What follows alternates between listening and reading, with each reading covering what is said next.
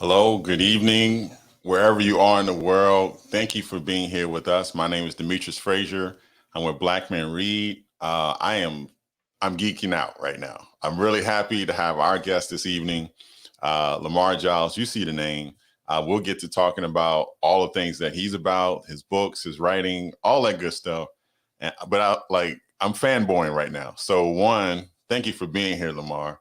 And two, how are you keeping the hair, man? Look, let's talk about the real stuff first. Like, Okay, so thank you for having me. Number one, number two, the hair. It started at the beginning of we've had a rough 18 months now to almost 2 years, and at the very beginning it was a thing where I just couldn't get a haircut.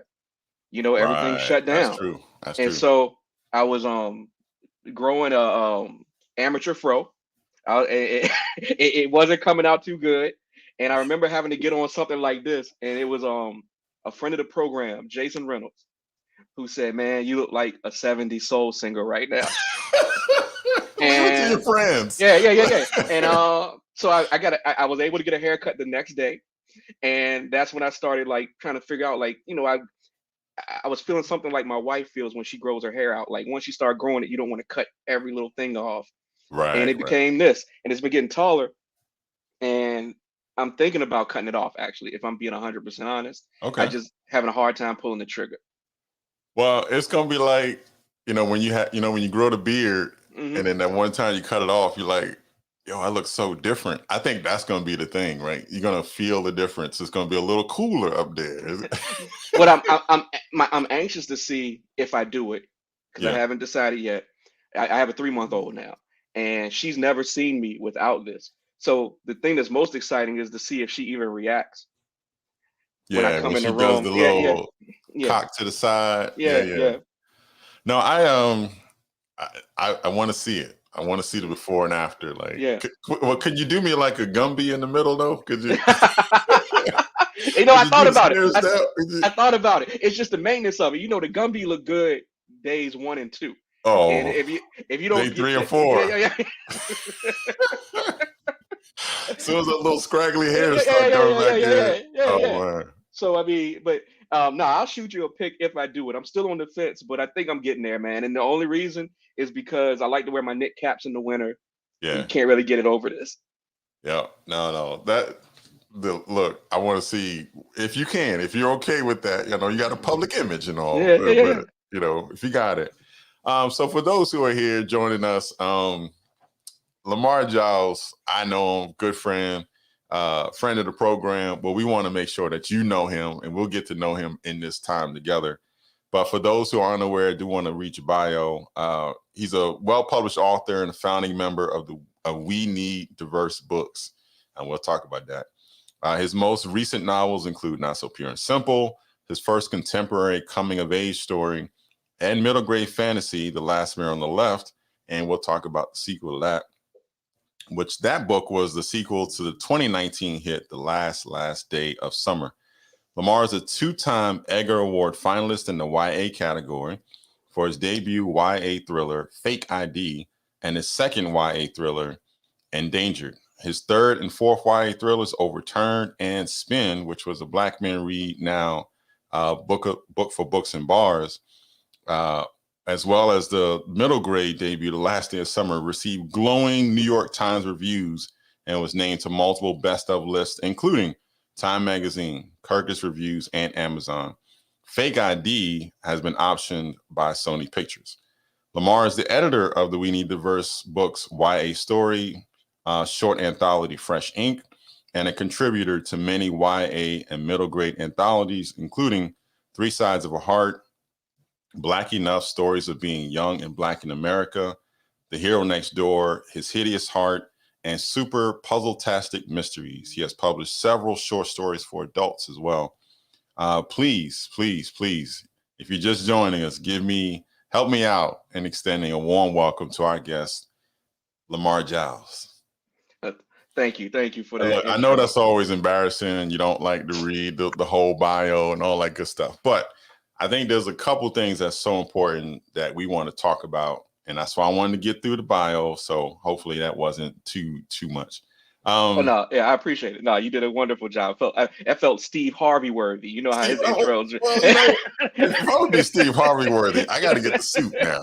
I can't be coming in with t-shirts. That man Oh has yeah, yeah, never yeah, worn yeah. a t-shirt in his life that wasn't underneath the dress shirt. Like, Yeah, it's, you do need a double-breasted 5-button.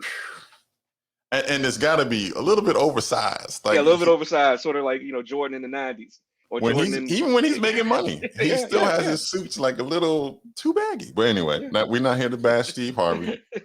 Good for you, sir. Um, so I don't know where to start. Like, I want to start with your Twitter life. Let's start there. Mhm. Um, anyone who follows you knows that you're gonna get what you get on your Twitter feed. Your pop culture, your parenthood. You mentioned a little bit of that. Your writing, comic books, movies. And one thing you got me hooked on was this comic series called Invincible. And I want to start there about comic books in general. But were you a comic book head as a youngster, or was this more of an adult phenomenon? No, I was in the comic books probably before I was into any other book. My mom said that I would be like 4 years old, and this was back when you still get comic books on the spinner rack, at like a Oh 7-Eleven. wow. Yeah, And yeah. and she was like, I would just point at the Spider-Man comics. I wanted Spider-Man. I couldn't even read it. I just recognized the character as most of the people in the world do, and I would just look at the pictures and try to figure out the stories. Of course, eventually I began to read, and understand the words, but comic books were my first introduction to storytelling, and still is a lifelong love. I bought some new stuff today, and I'll buy some new books tomorrow when they drop. And that this is how far back ago. I remember when Wednesday it was all new comics on Wednesday only. And now Oh, yeah, recently yeah. DC has started dropping their new comics on Tuesdays. So now I buy on Tuesday and Wednesday still. So so even in the comic book world, they got that like pub day kind of this is our consistent day feel. That's what I recall. I remember being in middle school and I wouldn't always eat lunch. I would sometimes save lunch money to Mhm. get ready for Wednesday. So and would go to the local comic book shop and spend my money. So I would probably eat lunch on Thursday and Friday, but Monday, Tuesday, and Wednesday I was banking the You can money so I save could up go. the Yeah, oh yeah, man. So you were a little skinny boy with all the comics because you weren't eating. yeah. Back then I was a skinny boy. Things have changed significantly in my old age, but back then I was a little lightweight, and it was Man, all about the look, comics. and you're in the 40 plus crowd, right? Yeah, I just turned 42 Sunday. Yeah, and happy birthday, happy Thank belated you, birthday. thank you, thank you. But those pounds sneak up on you, man. Look. Yeah, and my job doesn't have a ton of cardio in it, so it's like if you're not consciously doing what you need to do, it's gonna creep. Well, I guess we could all get one of those treadmill desks, right? Yeah, yeah, yeah. I'm not doing it, but I guess that's an option. So let me ask you this: you Invincible. You're reading the books. Did you watch the Amazon series? All of them. Yeah. Yeah. And every time somebody come by the house, I'm like, sit here, we gonna watch. Cause I want to watch it again, Yeah. but I'm like, y'all gotta see this. And what I do is I think I did what you had recommended. You had said watch episode one. Hmm. You in or out. Yeah. And You episode know. one, almost like minute 5. Hmm. Hmm. You're either in or you're out.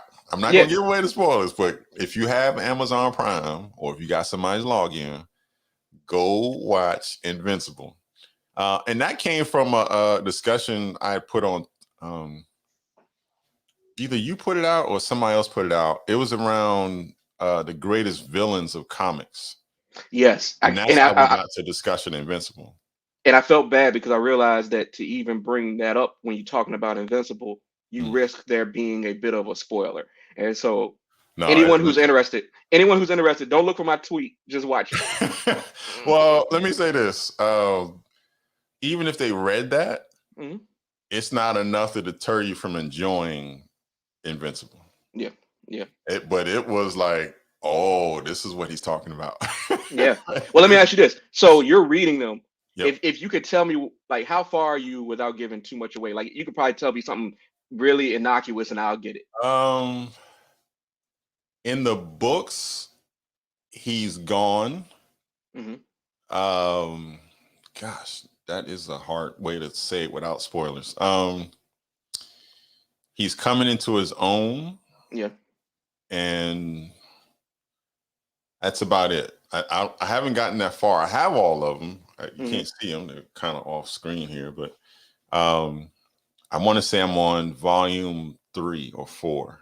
Okay. I'm jealous because you have so much incredible stuff to experience. Yeah, yeah, and that's the part about that I like about it is that even in the setup or the first couple parts of it, there's so much room for growth and change in there. I can read it from beginning.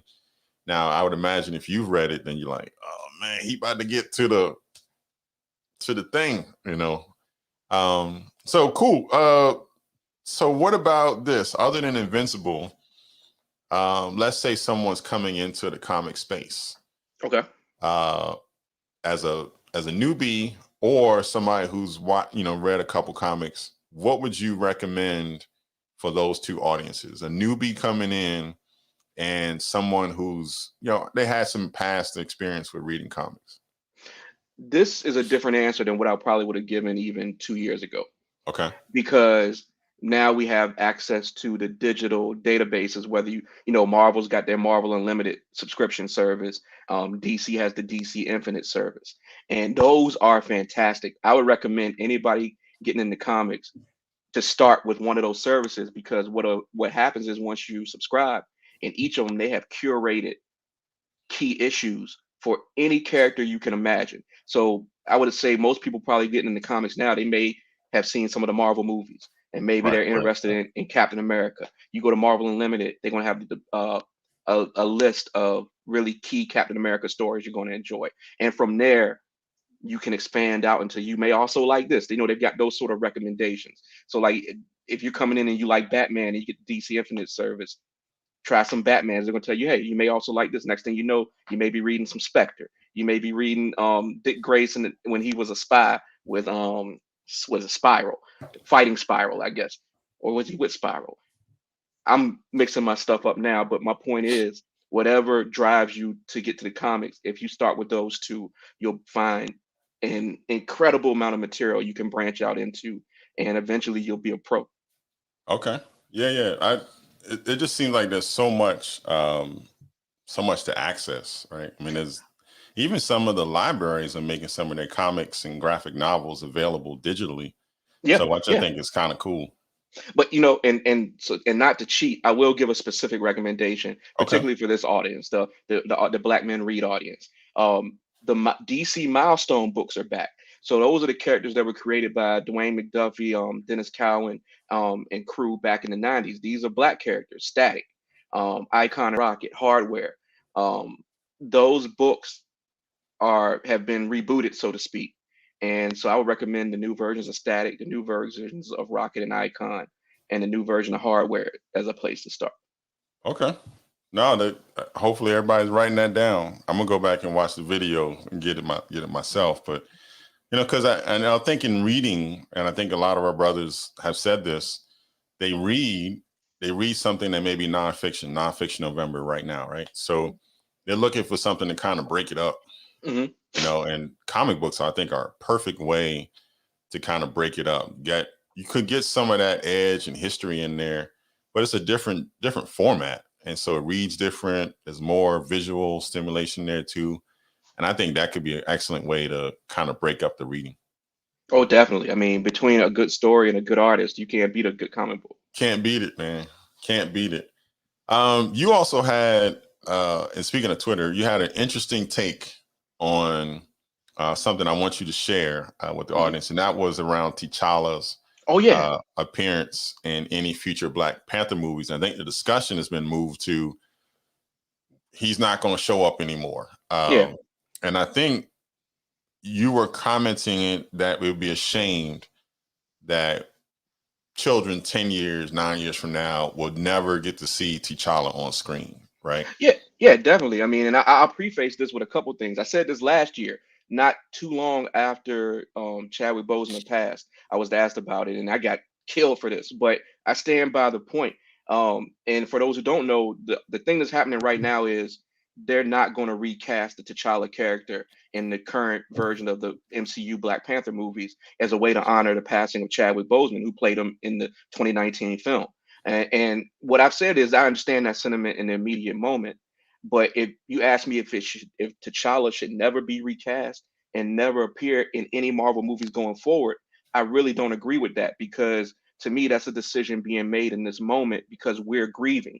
But a child coming along 10 years from now who wants to see T'Challa on screen and be excited about it shouldn't be robbed of that opportunity because Right. we Right. feel some kind of way today. Because, and this is the thing, like, I don't think people really have a lot of, I'm not going to say they don't have it.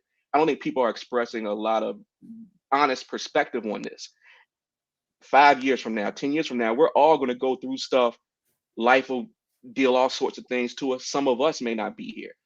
You can't tell me you're really going to be angry in 2031 if they announce some young actor is now going to play T'Challa in some new Right. Black Panther movie. You know, Right. like people are very passionate about that today. But I asked them to think about the person who hasn't experienced Chadwick's work and who loves his character. Should they be completely deprived of ever seeing this character on screen in any kind of new incarnation? It would never happen to a white hero. Ooh, right. So, I mean, that's my 2 cents. I know. I mean, again, I don't have any say in this. Disney is going to do what No, they right. They're do. not checking And, our lives here. yeah. And I don't think it's anything that people need to beef with each other about. But people are really passionate about it. And I understand. Again, I get it. I miss Chadwick Boseman tremendously. I just think the character should live on screen. No, I agree. And if you think about even just staying the superhero movie, at the time, Jack Nicholson's depiction of the Joker was like it. They were like, "Oh, this is the greatest version we've seen." Now, mind you, there wasn't a lot of great versions prior to that. Yeah. But then if we'd used that kind of logic, it was so great, and then it wasn't a death in the middle, then we wouldn't have got Heath Ledger's version, right? Yeah, exactly. So it is the immediacy of the moment, it's the recency, and it is a hurt because Chadwick Boseman was so well loved. Yeah, I mean, and believe me, I was gutted the day I heard about him passing. And so I can really understand how in this very next movie you want to do Yeah. something different. I just think, a decade from now, it won't sting as bad. Somebody, and not to make this a dark conversation, but somebody mentioned and said, we lost Chadwick, we lost Kobe, we lost Aretha. In the last couple of years, we lost some legends. And the crazy part about it is that Chadwick, I can't imagine we were saying legend when he was earlier in his career, prior to Black Panther. Mm-hmm. But then when people go back and check the resume, yeah, it's crazy. It's crazy. It's crazy. And they did a lot of his movies aired on various channels after his passing. I'm just sitting there watching it like, oh my God, Jackie Right. Robinson, Yeah. James Brown, Yeah. Black Panther. The guy was incredible, and it was a terrible loss. We put on Black Panther probably a couple times. I mean, every couple of months. Yeah, I watched. We watched it in theater, I think twice. We got dressed up for one of them, like not dressed up in the costume, but dressed up like this was a formal outing. Like we went on a date. I had the shirt, and it's one of those shirts where the print has worn off after repeated washings. But it was Black Panther with the crown on, the big yeah. Like the biggie one. Yeah, so no, we did the same thing, man. I mean, that was a special movie. No, I agree. Matter of fact, hold on, let me see. Uh-oh. Speaking of comics and Black Panther, I got my little Black Panther bobblehead that sits on my desk. Oh, so we doing that? We doing that right now? And I got my Black Panther #1 alternate cover, Ta-Nehisi Coates. I didn't know we were doing that. I didn't know. Yeah, we're doing it. Okay. We're doing it. So we can do it. Yeah. I gotta do. I got my Killmonger up here. I got my Killmonger up here too. That's my guy. I mean, we need to have the Killmonger versus T'Challa discussion at some point. I mean, did you see? Yeah, Did you see the What If episode? I did. I did. Yeah. What if? I think the last one I saw. I haven't seen the whole season. What if Killmonger had saved Tony Stark? Yeah. Yeah. Man, you got to watch the rest of the season.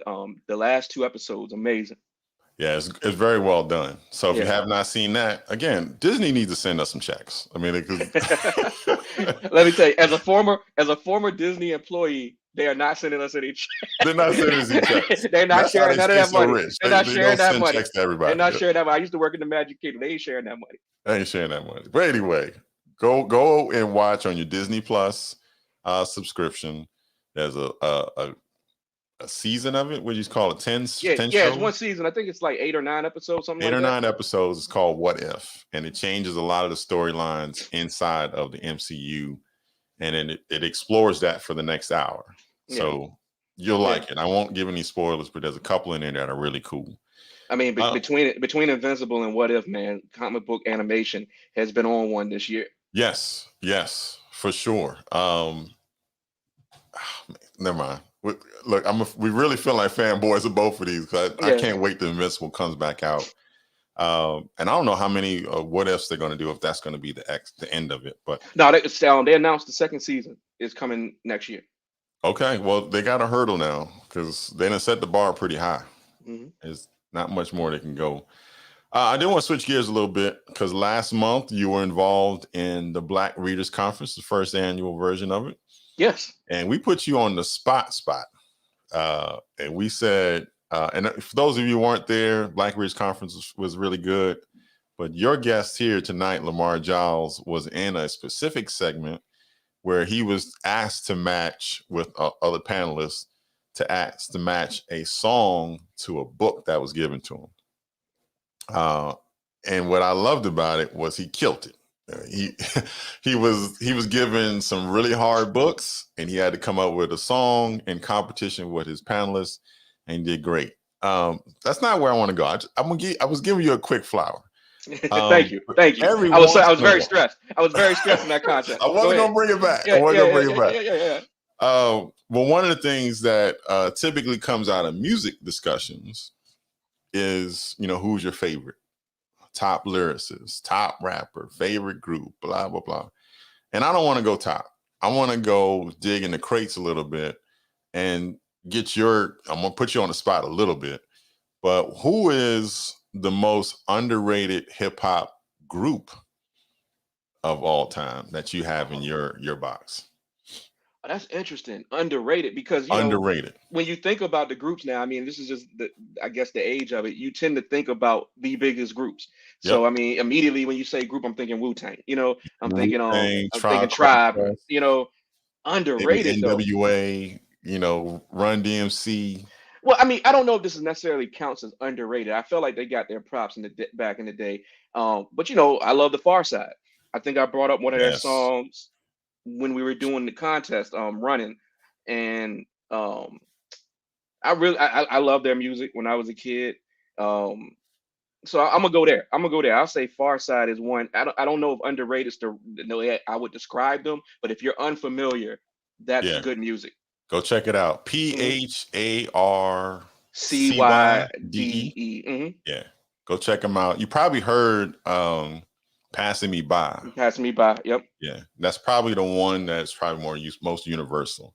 And I think about the song. I don't know if the song is called Your Mom's or Your Mama, but I think about that song too. Where they just, I don't know if that would have made the list for everybody. Yeah. I know what you're talking about though. Yeah.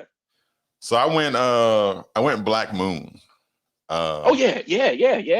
And what was crazy, and the reason I bring that group up, because Buckshot was on the Big Daddy Kane KRS-One verses, and he came out, and I remember people like, "Who's that guy?" I was like, "Oh, y'all don't know who Buckshot is?" I mean, he's a little tiny guy. It's easy to overlook him, literally.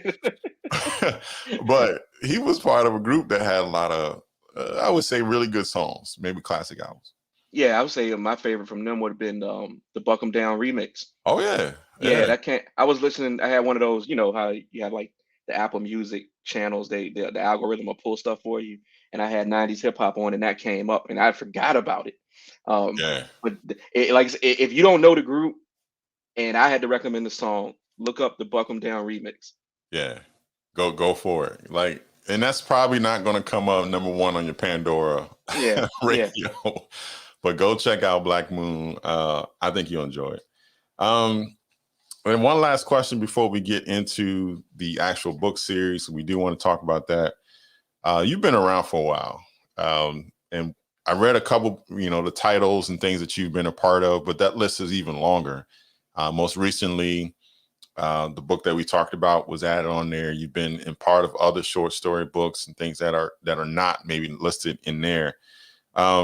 But one thing I did notice, and this is, really the question, is that you've been in different genres. So you can go YA, you can go middle grade. We mentioned you can go adult, coming of age, or whatever they call that, like category now. You can go short story, you can go novel. Like, what is it like as a writer to jump around like that, especially throughout your career? For me, it's really freeing. I don't know that I could write the same things over and over without switching to other stuff as a break. So like there's a saying I heard recently from a friend that a change is as good as a rest. And I work so much. I'm always having multiple projects going. It would be difficult if they were all the same. And so, as someone who grew up reading anything, the thing I probably read, I don't read enough, and I want to because I would like to be able to maybe try it at one time, is romance. That's probably the one Okay. genre that I haven't read very much of. But I pretty much will read anything, and a lifetime of that gives you some tools to move around between genre. And for me, it's like a good way to not get burnt out. So if I've written this mystery novel, I can go write a funny short story and it's like a cleanse.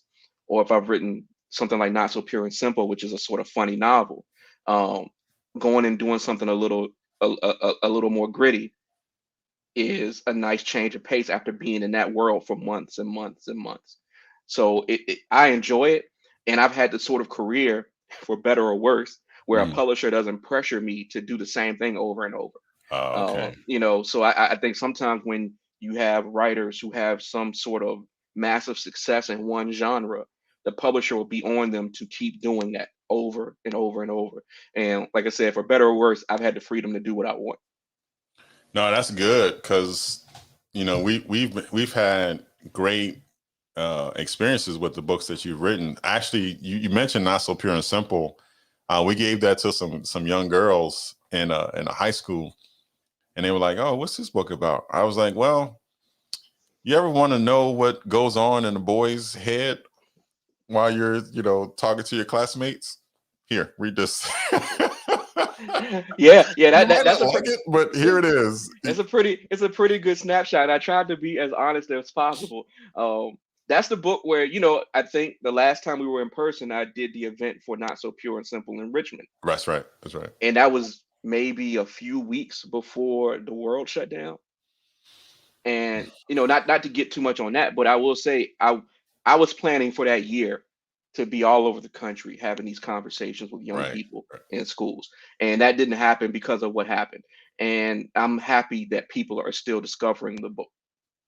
No, it's a good book. If you are looking for, and you got parents, you got uncles, aunts, you're looking for some good books to recommend for your youngster or somebody in your life, these are good recommendations. He has a couple short stories collections. Fresh Ink is the one that I would kind of highlight real quick. That'd be a good one. What's the one with the something heart, poisonous heart? Not poisonous heart. His Hideous Heart His hideous heart. is that's an anthology edited by Dahlia Adler, and Mm. that's all stories based on Edgar Allan Poe stories. So Right, right. everybody in that anthology took a traditional Poe story and wrote something inspired by it. And the cool thing about that anthology, particularly for educators out there, is that it includes the original Poe stories as well. Okay. So if anyone wants to teach Poe, I would highly recommend picking up that anthology because you have the original stories, and you could talk about how the contemporary reinterpretations came about. Oh, that. Yeah, yeah. That's.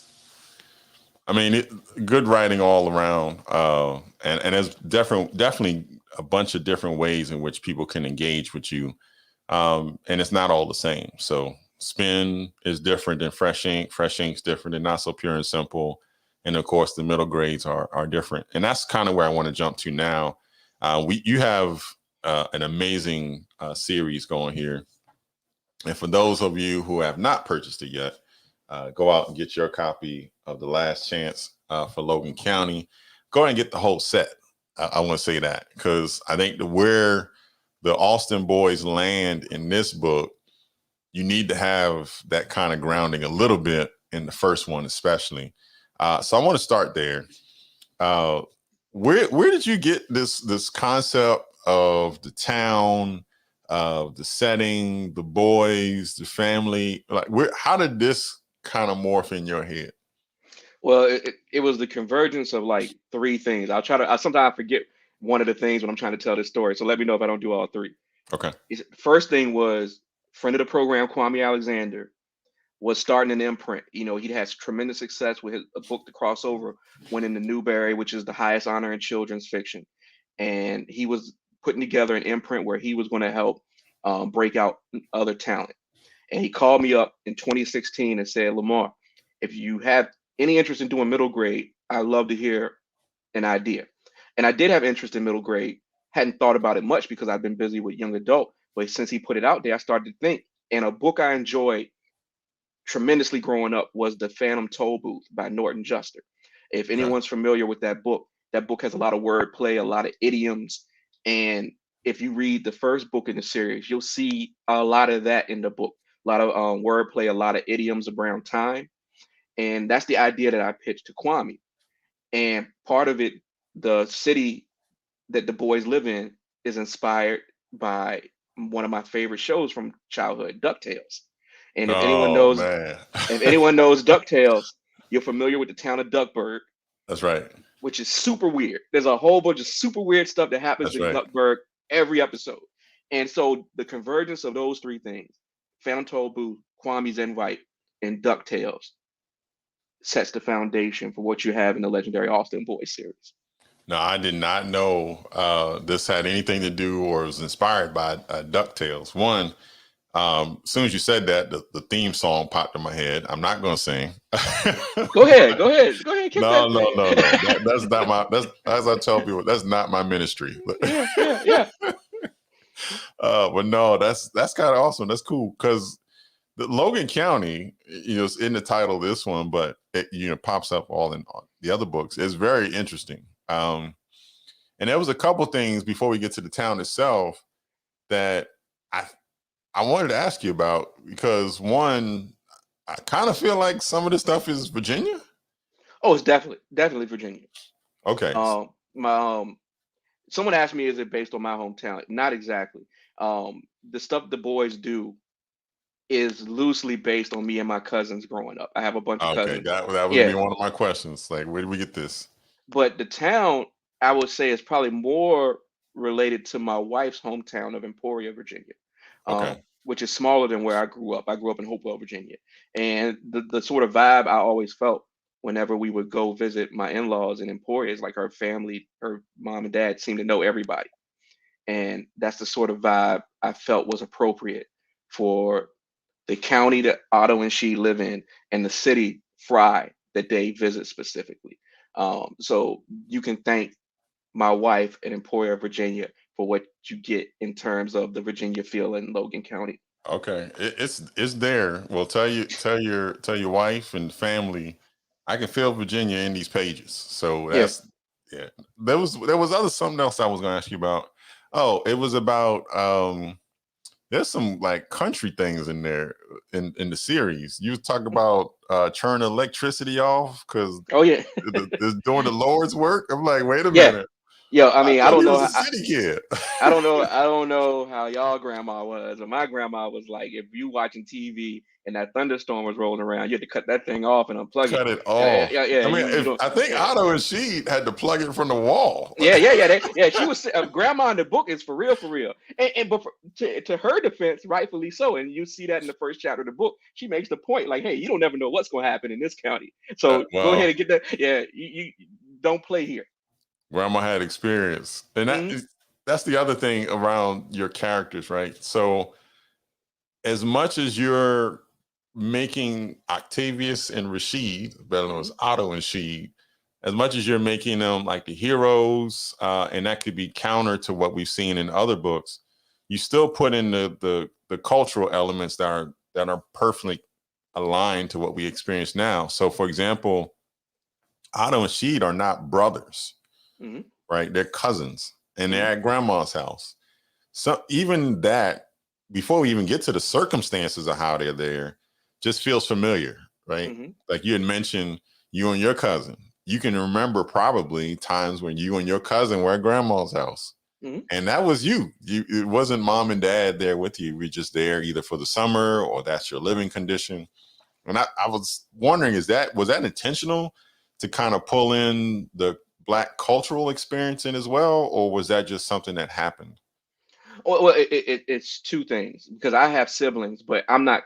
All of my siblings are like separated by a number of years. So like my oldest sister's like 7 years older than me, and then my next sibling's 7 years younger than me.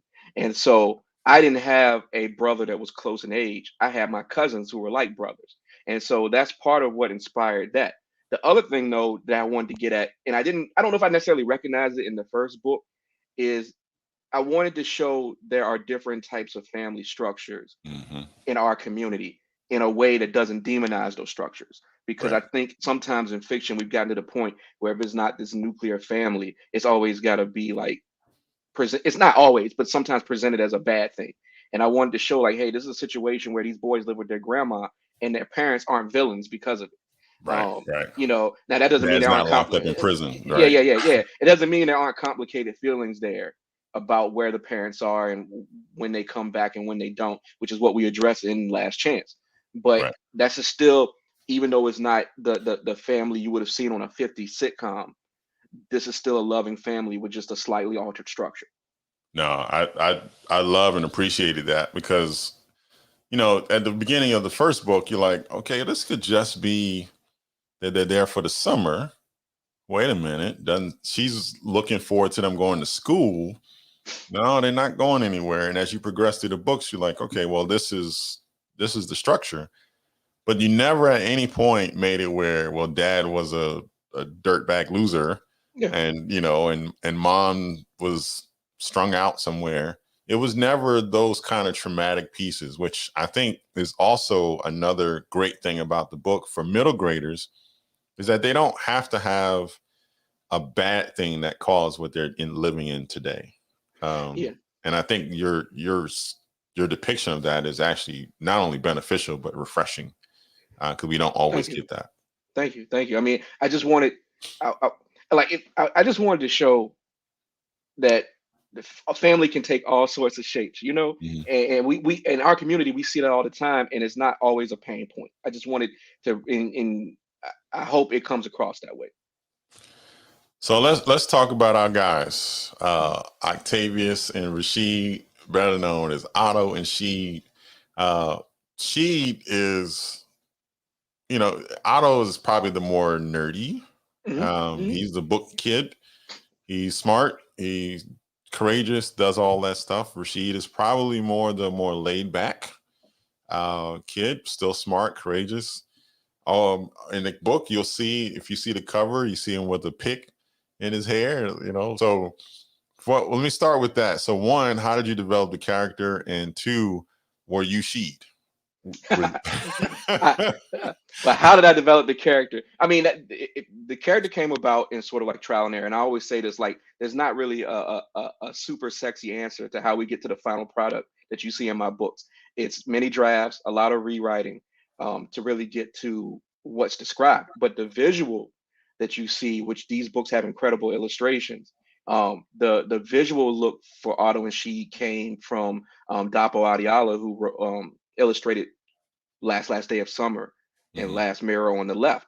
Um, in Last Chance, we have an illustrator, Derek Brooks, who takes what Dapo designed and just takes it forward to great places.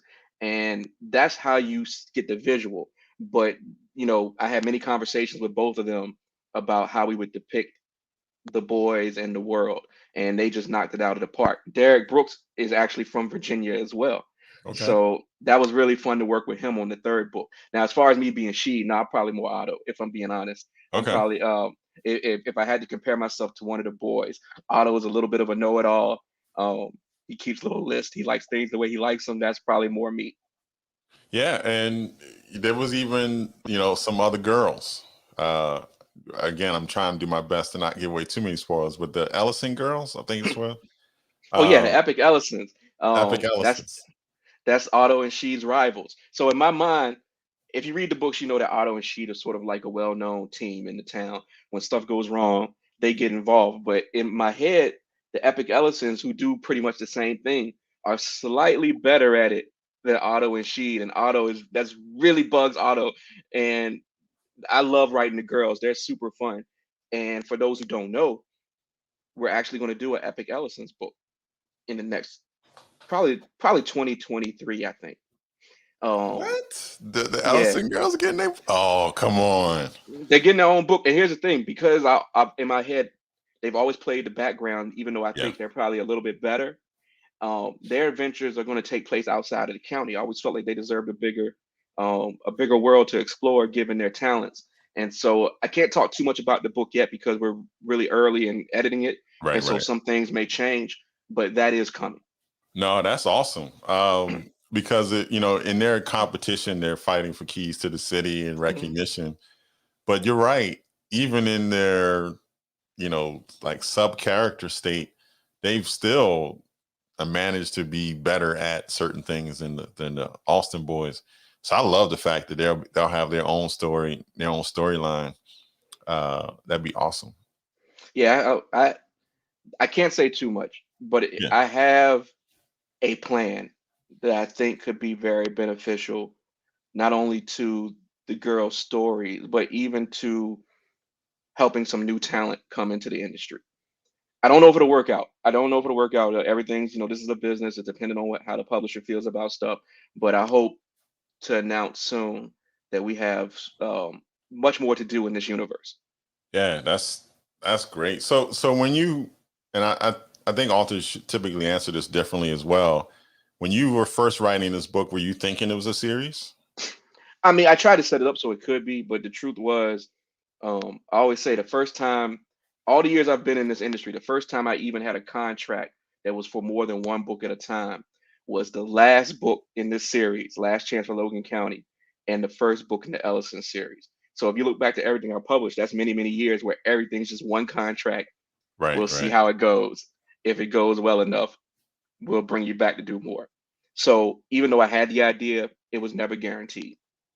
Yeah, you wrote the characters well enough that and the storyline, full enough that it could be more and more books. So that's kind of cool. I'm glad. Congratulations Thank you. on that part. We were talking earlier today about we want to see these authors eat.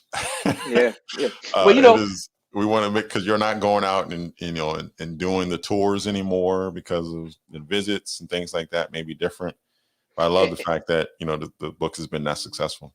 well, it's that, and also I'm very conscious. The person who gave me my start in this industry is a writer named Brandon Massey, Mm. who back in the early 2000s he was a well-known Black horror writer.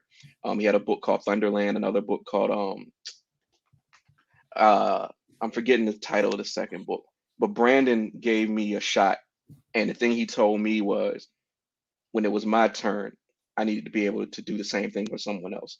And Mm. so I've tried to do that when I can, and I want to do much more of it. I want to be able to help other people come into this industry and build a great body of work and a life for themselves. So let's stay there for a second. I mean, you've been a part of and working with We Need Diverse Books. One, can you tell the folks what that's all about? What's your goal, and what's happening today? Sure. Well, I'll preface it with I haven't been an active part of We Need Diverse Books leadership since 2018.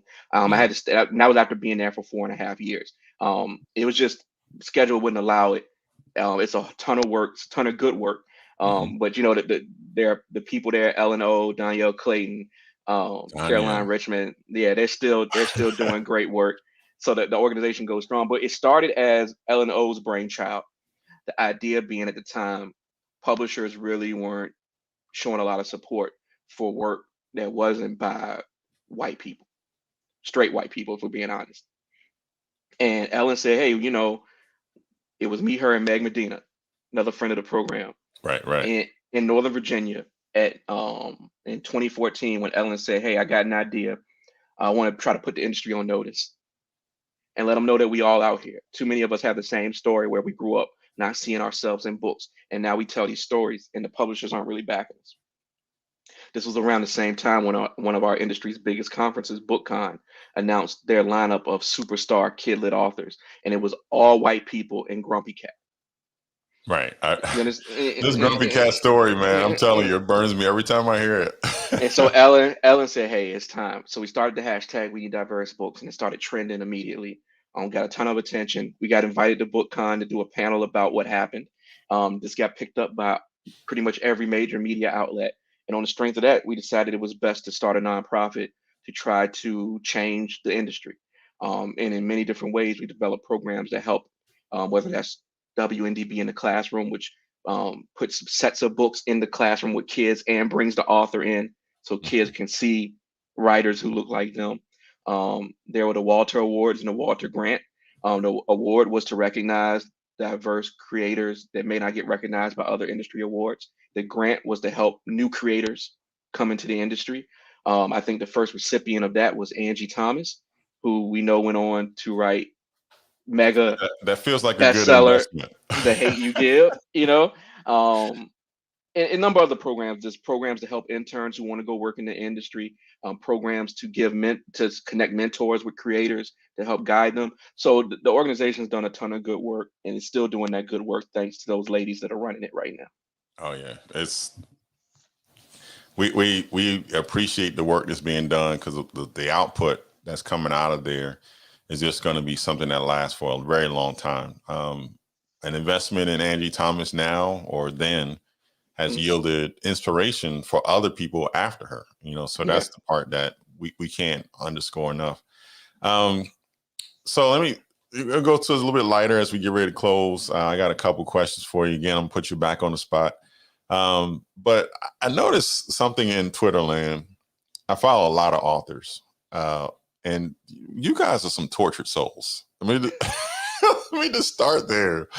It seems like the process, the getting rejected part that people see, remember from day one, trying to write in a pandemic, hitting deadlines. Like what is life as bad as the Twitter feeds of these authors represent? Like, is it that bad? Well, I can't speak for everyone. I'll say this. I feel like I've tried to make the best of the situation, and I don't feel necessarily tortured by the craft. I know there are a lot of my peers out there who do, and I hope they find some sort of relief in something else. But I recognize the pandemic's been rough on people, and I'm very careful how I say this, but I've said it before. I'm sort of built for the isolation, and so for me, I've been able to continue to create without much interruption. The things that interrupt my creativity, not even interrupted, it's just life gets in the way. It's like Right. something, the water heater broke this weekend, that sort of thing.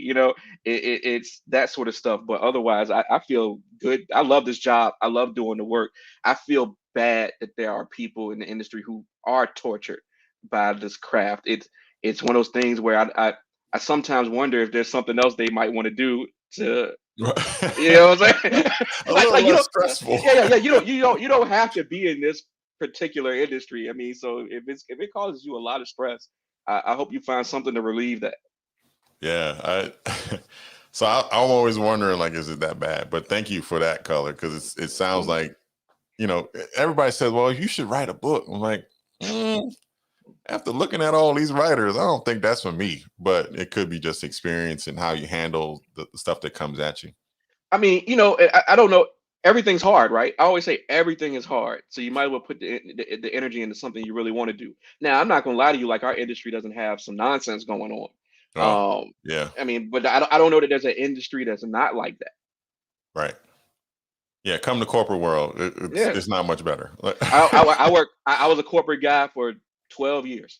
So, man, maybe that gives me a little bit of perspective too. If there's someone who always did this and never did anything else, you know, you may not recognize that, you know, everywhere can suck, Yeah. you Yeah. know. And I would say this, like there's no different levels of suckiness. Like Hmm. you can have it everywhere. I would definitely say that. And also, you know, if you got to the point where it's just like that stressful for you, your life and your health and your happiness are much more important anyway. So maybe time to do something else. Maybe write for something lighter. Maybe Hmm. write reporter, be something like that. Um, I was one more thing before we get to our last set of questions. I do want to, you know, be mindful of your time, Oh, you're fine. I and it's love it here. the light question. Yeah, here you are, your new dad, in house, writing, creating. What's the go-to snack? So I had to switch it And up if you say because apples, this live is over. now it used to be sour gummies, but Ooh, I can't you know, this at this age I can't eat those can't eat. regularly. Yeah. So the substitute is I alternate between dried mangoes and craisins. Oh wow. Whoa. Those craisins are you can eat a whole like a pound of those. Like Well, see, you got to be careful with those too, right? you get the So, little pouches.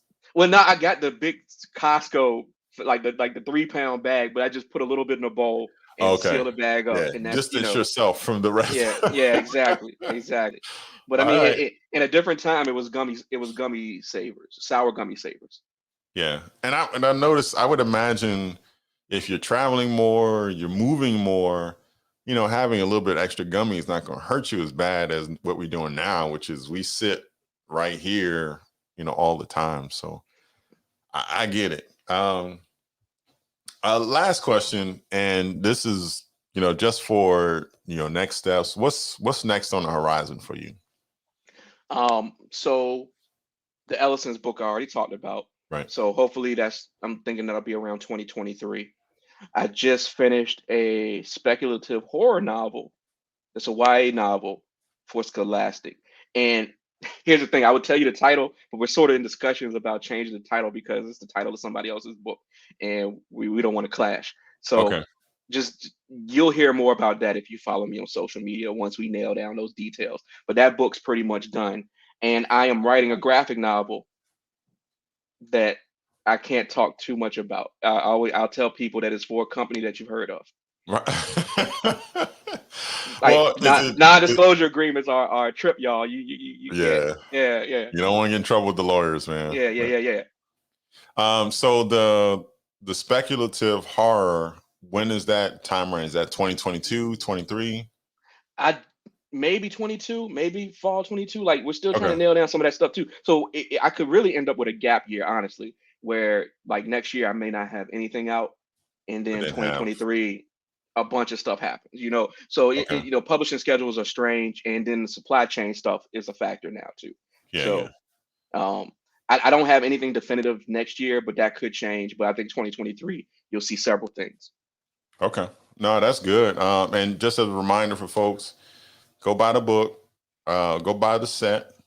We talked about the last day of summer. We talked about Last Mirror on the Left and The Last Chance for Logan County, the legendary Alston Boys adventures. You will love them. I like them for me. Again, it's a good palate refresh. But again, one of the things I kind of put as a comment around the book is it's middle grade, but there's enough in the book as far as the topics, the content, even some of the words that are good enough for that upper middle grade too to find as refreshing, challenging, exciting that, you know, especially if you have a reluctant reader, someone who doesn't like to read often, this would be a really good addition to their library if this is something they're really into, like the adventures, the again, the positive depiction of the characters and just mysteries and things like that. So this may fit in a good space for young readers, especially males. So we're gonna get to the last end.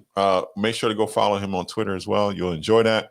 But I do always have a couple questions at the end where it's just a this or that. And we don't allow our guests to go both or neither. You got to pick one. And so we'll start with more of like a October Halloween theme and make you pick two candies. Between two candies. One, it's Reese's peanut butter cups or Snickers. Reese's. Reese's peanut butter. Okay, you Mm. you you kind of felt like you were. Well, I'm not a peanut guy, if I'm being honest. Oh, okay, Yeah, okay. yeah. And Snickers have peanuts in them too, don't they? Yeah, they both. Yeah, Yeah, if I had to pick one, it would be the peanut butter cup. But I'm not a big peanut guy, if I'm being not a honest. peanut guy. Okay, so Yeah, you're more on the, like you said, you're on the gummies. yeah. You're I love on. Kit Kats. I love Nestle Crunch, that sort of thing. Okay, just as long as it doesn't have a nut or Yeah. peanuts in it. All right. So you talked about DC, you talked about Marvel comics, things like that.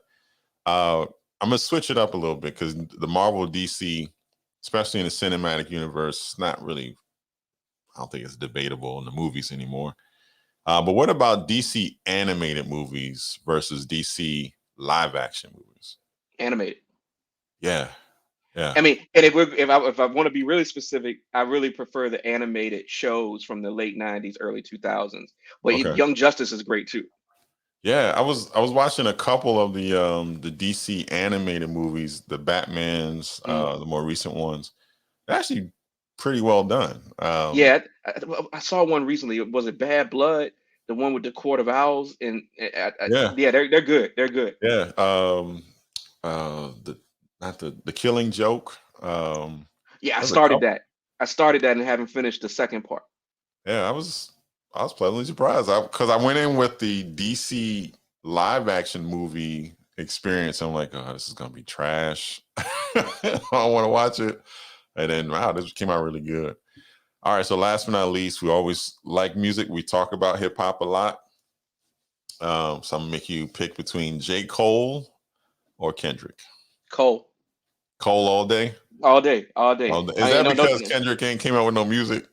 no. I just always gravitated towards Cole. I mean, I feel like him being from Fayetteville. I feel like in his music, it feels more local to me. Yeah, Or more yeah, regional. I should say regional. And I just really appreciate the stuff he says. Like that verse they put online. It's not on the album, but he did that verse to that Drake beat. Pipe down, the pipe down verse. If you look that up, like I really was feeling that recently.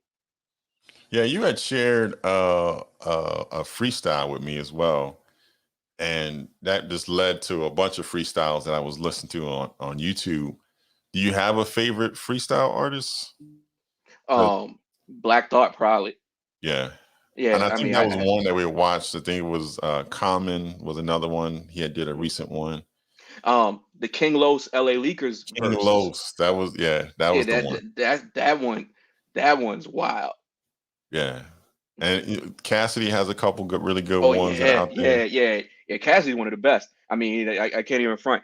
But yeah, I love a good verse, man. I like the lyricism. These guys are amazing.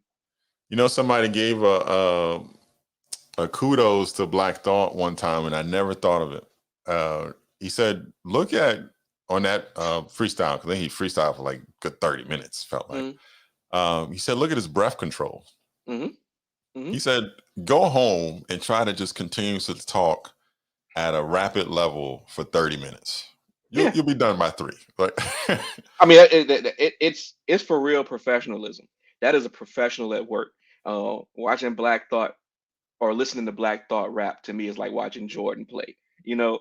yeah, yeah. He can do it on any different level, which I love. So we're at the end. So if you got anything last things you want to say to the folks who are listening? No, thank you for having me. Thank you for the work you're doing in the community. Anytime you want or need me to come through, I'll try my best to get there. Yeah, I got one. I'm gonna send your way. It's Yeah, coming up next year, so we yeah. got some time. I have a little one on the way as well, so I'm gonna need some recovery Congratulations, time. congratulations. So you're not ever going to sleep again.